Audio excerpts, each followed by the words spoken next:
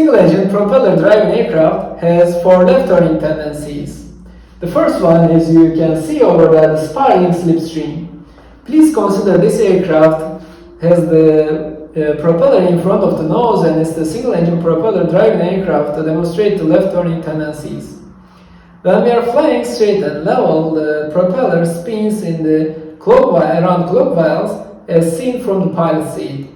As the propeller spins clockwise, the air blasting through the aircraft and swirl around that. And finally, it strikes our tail and causes the aircraft rotating around the vertical axis to the left side. We call that the spiraling slipstream. The next one is the torque effect. Torque effect comes where from the engine causes the rotation of the propeller in the one direction. And remember, Newton again says that in every action there is an equal and opposite reaction. If we increase the power settings rapidly, aircraft will accelerate, at the same time will try to rotate the one left side due to rotation of the propeller. But it's different working on the ground and in the air. Let's say we are on the runway and we are ready to take off, we firstly add the power and the aircraft will accelerate. At that point, the aircraft will try to roll to the left side, but the signs on the ground, aircraft cannot very well rotate one side.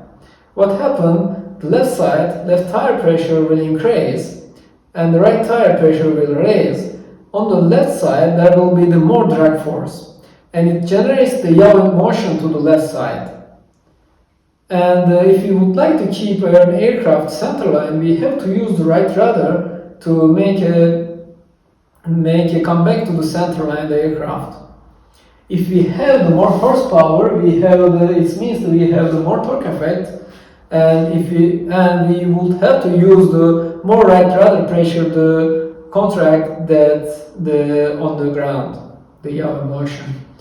Let's say we are in the air and we are flying straight and level. We set 100 RPM or power setting, and we decide suddenly to increase our power setting. When we increase our power setting, aircraft will increase. At the same time, aircraft will roll to the left side. At that point, I would like to mention that on the ground, the torque effect acts like the yaw motion, but in the air, torque effect is acting like the rolling motion. But in both scenarios, we have to use the right rudder to keep aircraft coordinated. The P factor is the next one. The P factor is a little bit tricky to understand. It stands for the propeller factor, but P factor I would like to mention and use like a pitch factor. The relative wind comes towards the aircraft when we're flying at this point. And the propeller just has it's turning one side and another propeller is turning the backward side. And each propeller has its own angle of attack. And how the propeller bites the wings and generates the angle of attack. Remember that the angle of attack line from the leading edge to trailing edge and the relation in the relative wind. The propeller designed just like the wings, the back side is the flat and the front side is curved. And when the relative wind comes from this direction, our propeller will generate the negative pressure in front of the aircraft and it will pull us the forward side. And also the propeller is twisting like the ceiling fan, and it helps the corkscrew air through the propel us forward. When we are flying straight and level, relative wind will come this direction and the descending blade has the same bite out of the air and it will generate the same angle of attack. Angle of attack will be equal for the descending and the ascending blade. But if you would like to climb like this, the relative wind will come from underneath our aircraft because we are not able to, we don't have enough thrust to climb like the fighter jet. we have to direct air to climb our aircraft, and at that point relative wind will come from the underneath our propeller. If we look now our ascending blade and descending blade, the relative wind will be bigger bite out of the or descending blade, and there will be the much more angle of attack. And the left side on the ascending blade, all relative wind almost comes from the back side of the propeller, and there will be the decreased angle of attack, and this will be also decreased amount of work which is doing for us.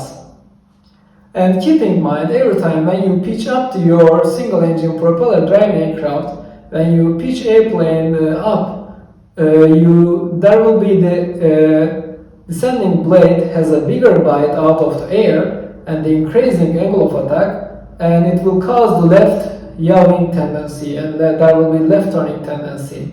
To counteract that, we have to use the right rudder pressure to fly straight and level. And we always want to keep the aircraft coordinated when we are where the tail is following behind our nose in our flight direction. Finally, the gyroscopic precision. Gyroscopic precision, mostly noted in the tailwheel airplane.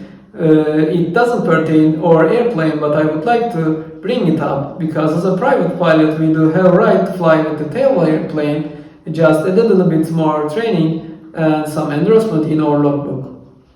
Gyroscopic precision means when we have the gyro, which is something spinning really fast object, and if I apply the force due to the spinning, this force is not felt until 90 degrees ahead of the rotation. From the pilot seat, I will see the propeller's rotation this side, and if I apply the force, if I suddenly make the nose down the aircraft, this force will be top of the propeller, and it doesn't felt until here. It means when I try to twist the aircraft this way, aircraft actually twists that way. And let's say I'm on the tailwheel airplane and I will make the takeoff from the ground. Firstly, they do in the tailwheel airplane lift the tail up and pushing nose down, lift the tail up, and then they leave the runway from the main wheel of the runway. And at that moment, my aircraft have spiraling slipstream, torque effect, P factor, and due to this nose down movement, there will be the gyroscopic precision effect, which is very strong than our aircraft. The aircraft will yaw to left due to this force. And I have to use the more right rudder to keep the aircraft coordinated on the center line. And now, let's say we are at rotation. At rotation, the aircraft need to pull back the yoke, and there will be the force which is applying from underneath the propeller, and this force will fall now exactly here. And this means we have the right turning tendency at rotation, but it's really lost because we have the very strong tree effect, and observing this gyroscopic precision, you never felt really the gyroscopic precision at rotation to right turning tendency. Now in your check ride, examiner may ask the question about what's left turning tendency in your single engine propeller driven aircraft. We can say that there is a spiraling slipstream, which is the propeller spinning and then is air blasting several around the aircraft, and finally strikes the tail on the left side, and the aircraft yaw this way.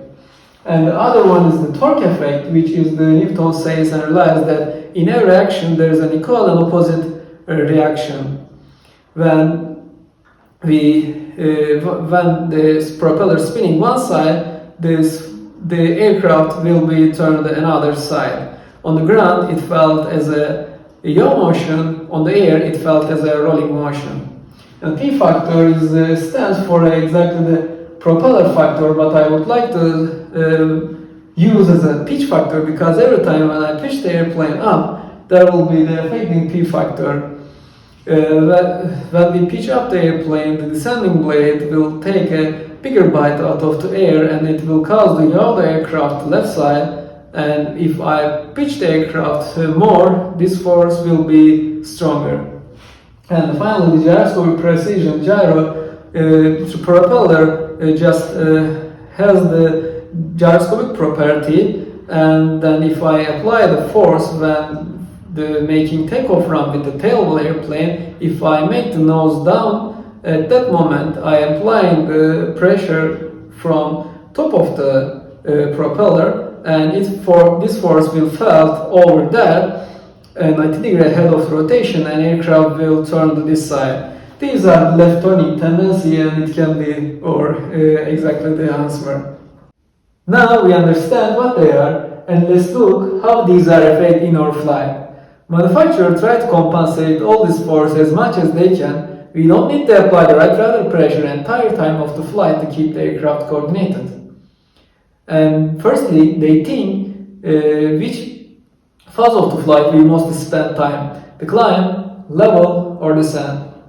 The level varies the mostly time spending in our flight phase, and that's why the reason that they give the aircraft the right turning tendency at the cruise power. If we are at the cruise power and flying straight and level, the aircraft will be stable. It will fly almost with hands off. And how they do? They try to use a different way. For example, one of them try to give the offset engine. If you look the Piper from straight, you will see the whole engine is the offset. Also, there is different ways such as the raking, rudder, horizontal stabilizer, wings, or they also use the different trim tabs to give the aircraft the right turning force. And what they do eliminate the spinning slipstream and the torque effect when we are at the cruise power unless the rapidly changing the throttle setting. And if we are at the climb, we still have to give the right rudder pressure to keep the aircraft stable and coordinated climb. But if we are at the cruise, with the cruise power, we don't need to apply any rudder pressure to keep the aircraft coordinated. It will almost fly itself. But let's look now the turning. If you would like to turn the left side, remember the left aileron. Firstly, look, there is no airplane and the clear left. The left aileron, left rudder together. We use the rudder because of the adverse yaw, and if we turn the yoke to left side, the right aileron will goes down. It will deflect downward, and it creates the drag. This drag force will pull the aircraft nose the different side of the opposite side of the turning. And at that moment, we have to use the rudder and aileron input together to keep the aircraft coordinated turn. And if you would like to turn the right, first look to right, make sure there is no traffic, and then I will use the aileron with my hand, actually with the yoke, and I will use the rudder input with my foot, and the aircraft will make this stable turning. And for the rollout, again the left rudder, left aileron, and aircraft will fly straight and level again. And if you would like to climb, we have to use the right rudder pressure because there will be also P factor. And if you would like to compensate with P factor, we have to use the right rudder. If we pitch up more, we have to use the more right rudder to keep aircraft coordinated. And now let's look if you would like to turn while climbing. If you would like to turn the right side while climbing, we have to use firstly the right rudder due to climbing, due to pitch up, and we have to use the right rudder due to my turning, because I have P factor, and also I have the adverse yaw as a second force, and I have to use extra right rudder to keep aircraft turning right and climbing with the stable. But if I would like to make turn left while climbing, I need to just release the right rudder pressure which I was holding, and aircraft will climb itself almost. And for making the right climbing turn, there will be extra right rudder pressure because I have the adverse yaw, also I have the P factor. But if you would like to make the Left turning climbing, we don't need to apply the right rudder at all. Aircraft will turn itself. Now let's look at descent. It depends on which type of descent we are making. If we make the power on descent, they just nose down and they continue, let the aircraft accelerate, they retrim it, and we don't need to apply any rudder pressure. And also, if you would like to turn left or right, we have to use just same amount of the rudder with left and right. But if I reduce the power, and remember, the manufacturer eliminates already spiraling slipstream and the torque effect for the cruise power setting. If I reduce the power from cruise power to idle or the closed idle, aircraft will have the right turning tendency because the manufacturer already overcompensated. And at that moment, I need to use the left rudder to keep aircraft coordinated. If I just making the descent with power reduced, I have to use the left rudder to keep the aircraft coordinated. And if I would like to turn left with power reduced, make sure there is no traffic. Also, we looked already, and we have to use extra left rudder to keep aircraft coordinated while I am turning to left side with the descending amount of the power. But if you would like to turn the right, I have to use the right rudder, but I have to use the left rudder because I am descending without power. At that moment, these two forces will eliminate each other, and we don't need to apply any rudder pressure to keep aircraft coordinated while turning right and then descending with the power reduced. To summarize that, basically single engine propeller driven aircraft, if we would like to rudder input, how we use rudder, firstly, to make the left turn, we have to use the left rudder, left aileron together, and for the rollout, we have to use the right rudder, right aileron. And the same thing happens the right rudder, right aileron for the turning right side, and for the rolling back, rolling out back, you have to use the left rudder, left aileron. Aircraft will be stable. If you would like to make the climb, we have to use the right rudder pressure, and if you would like to make the turning while climbing, at the same time, to right side, we have to use extra right rudder because I have P factor and the adverse yaw. And if you would like to make the left turn while climbing, I just need to release the rudder pressure and aircraft almost will climb itself and turn to left. If I make the descending with the power on, nothing changed, it will almost same the flying straight and level. If I reduce the power at that moment to keep the aircraft stable, I need to apply the left rudder pressure, and if I would like to turn left or right with the reduced amount of the power, when I turn into right, I don't need to apply any rudder pressure, but if I would like to make the left turn and while descending at the power off, I have to use the extra right rudder, correction left rudder to keep aircraft coordinated in that term.